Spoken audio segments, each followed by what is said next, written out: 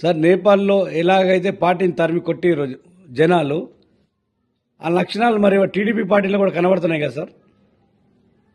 ఇప్పుడు భారతదేశంలో ఇప్పుడు బీఆర్ఎస్, కాంగ్రెస్, టీడీపీలోనే కాదు, అసలు చాలా ఈ భారతదేశంలో కుటుంబ పార్టీలన్నింటిలో కూడా ఈ డిక్టేటర్షిప్ ఉంటుంది, బంధుపీతి ఉంటుంది, అదేవిధంగా కరప్షన్ ఉంటుంది.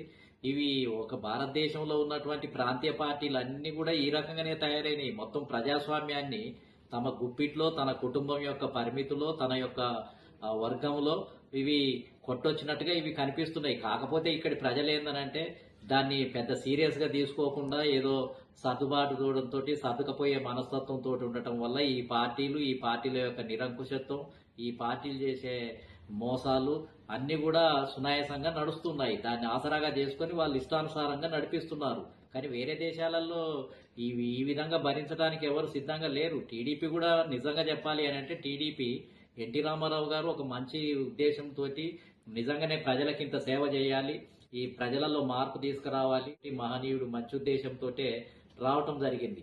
బడుగు ఆయన ఎమ్మెల్యే టికెట్లు ఇవ్వటంలో కూడా బీసీలకు ఎక్కువ ప్రాముఖ్యతనిచ్చి తెలంగాణ రాష్ట్రంలో బీసీలకు చాలా చోట్ల ఇచ్చి బలమైన నాయకులను తయారు చేసిన చరిత్ర కూడా టీడీపీలో ఉంది. అదేవిధంగా కర్ణ వ్యవస్థను కూడా రద్దు చేసినటువంటి మహనీయుడు ఎన్టీ రామారావు గారు. మధ్యాహ్నం భోజనం పెట్టించి